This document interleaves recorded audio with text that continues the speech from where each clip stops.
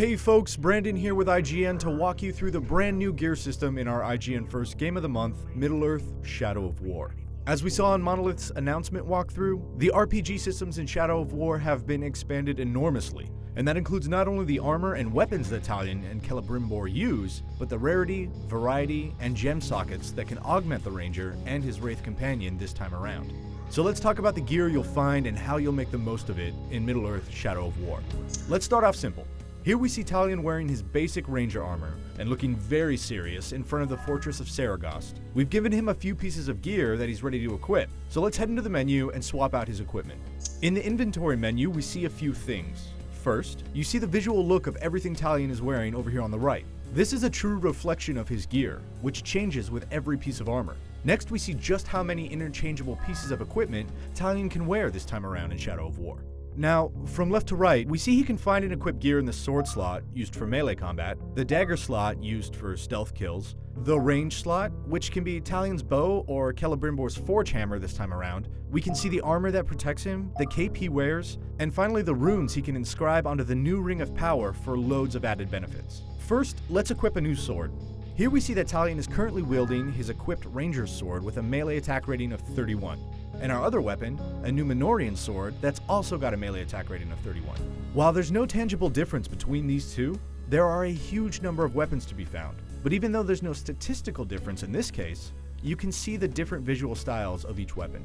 Fortunately, this Nmenrean Dagger is a statistical upgrade over Talion's Ranger Dagger. Equipping it nets him an extra 35 stealth attack rating. As we continue to outfit Talion with his basic Nmenrean armor, we can see his visual style change. Not only has he gained a slight statistical edge, his armor looks much different than when we started. But let's look at something stronger. In Shadow of War, very few things are given freely. So if we want epic armor, we're gonna have to earn it. Let's find a minion of Sauron that might hold something of better value.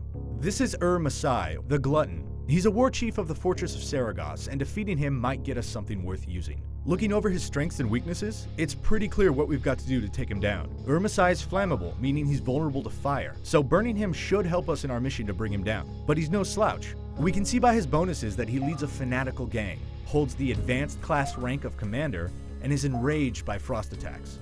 Let's target him and go on the hunt. Now we found our target. He's somewhere in this camp. We just have to engage him, remember his vulnerability to fire, and hope he drops something we can use. Jumping forward in time, we've lost our element of surprise, but Masai, the Glutton, is here and his gang of fanatics is on the defensive. Now I don't want to spoil the fight for you, but let's use the power of the Wraith to explode a couple of campfires and jump to the combat. Okay, so we've successfully roasted and defeated Masai. Let's see what defeating an epic Ologhai troll has earned us. It looks like our crispy troll adversary has dropped a Rohirrim Dagger. Let's open the inventory menu and equip this powerful new weapon. As we can see, this is an incredibly powerful dagger. It boasts a huge 767 stealth attack rating, but that's not all. At the bottom of the screen, we see it packs a 5% chance to apply burning on a quick throw.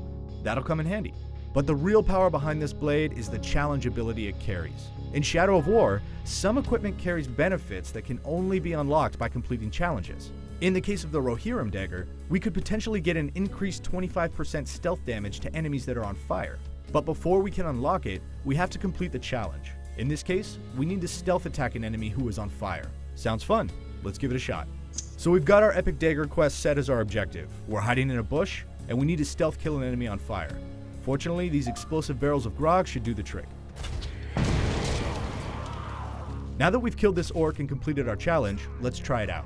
Our dagger gives us a damage boost to enemies on fire, and as you can see here, we're able to make short work of this powerful Ologhai enemy thanks to our new dagger trait. So, now we've got a fully unlocked epic Rohirrim Dagger, but that's not the end of our upgrade path.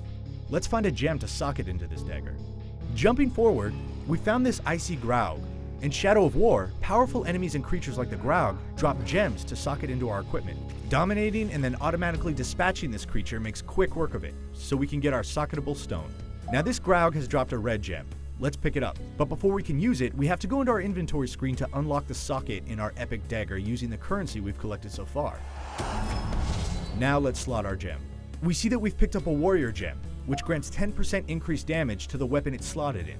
There are more upgrades available for each kind of gem, but let's focus on more powerful equipment right now. Again, jumping ahead in time, we're setting our sights on an even stronger enemy. This time, we're hunting a legendary orc, one that might have a piece of legendary equipment, the best we can find at this point in our journey. This is Ronk, the Gravewalker.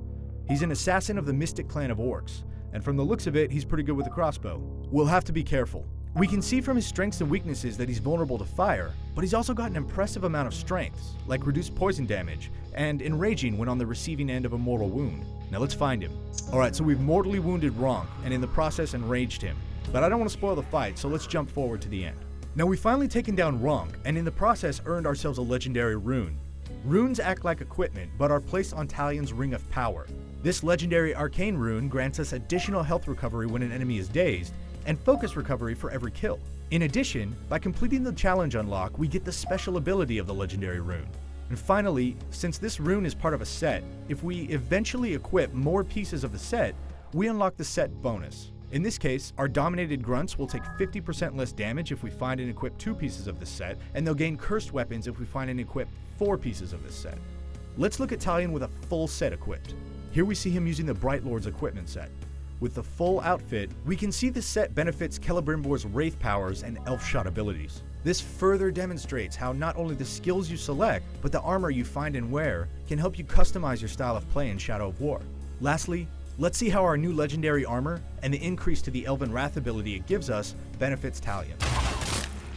I really hope you enjoyed this brief overlook into not only the different gear you can find, but how you find it, and how it makes Talion a one-man, one-wraith, orc-killing machine in Shadow of War. We've got much more Middle-earth Shadow of War to show and tell, so be sure to check out our entire hub of IGN First coverage at go.ign.com/Shadow of War. And for all things shadowy, warlike, and Mordor related, keep it right here on IGN.